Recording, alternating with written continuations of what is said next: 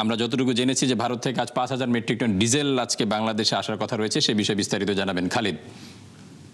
ফারুক, আমি এখন দিনাজপুরে একটি তেলের পাম্পের এখানে রয়েছি। আপনি যেমনটি বলছিলেন যে দিনাজপুরে যে পার্বতীপুরে ভারত বাংলাদেশ ফ্রেন্ডশিপের আওতায় যে চুক্তি করা হয়েছিল, সেই চুক্তি অনুসারে ৫,০০০ মেট্রিক টন ডিজেল যেটা ভারত থেকে দিনাজপুরে আসছে এবং পার্বতীপুর ডিপোতে এসে জমা হচ্ছে এবং সেটি গতকাল থেকে শুরু হয়েছে এবং বৃহস্পতিবার পর্যন্ত তেল আসা চলতে থাকবে।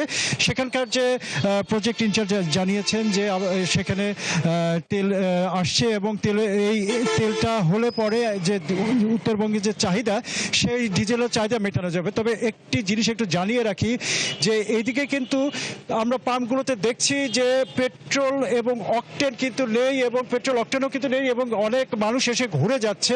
আপনারা দেখতে পাচ্ছেন যে এখানে বন্ধ। তো সেখানে আমরা কিন্তু এ বিষয়ে কিন্তু আমরা জিজ্ঞেস করেছিলাম যে পার্বতীপুর ডিপো ইনচার্জকে, যে আমরা জিজ্ঞেস করেছিলাম যে পেট্রোল অকটেনের কি অবস্থা। তো উনি যেটি হচ্ছে যে আমাদের বলেছিলেন যে পেট্রোল অকটেনের চাহিদা অনুসারে তাদের যে সরবরাহ সেটি যথেষ্ট পরিমাণ রয়েছে। পেট্রোল অকটেনের কোনো ঘাটতি নেই। পেট্রোল অকটেন যেহেতু আমাদের দেশে উৎপাদন হয় বেশিরভাগটি, সেই ক্ষেত্রে কোনো ঘাটতি নেই।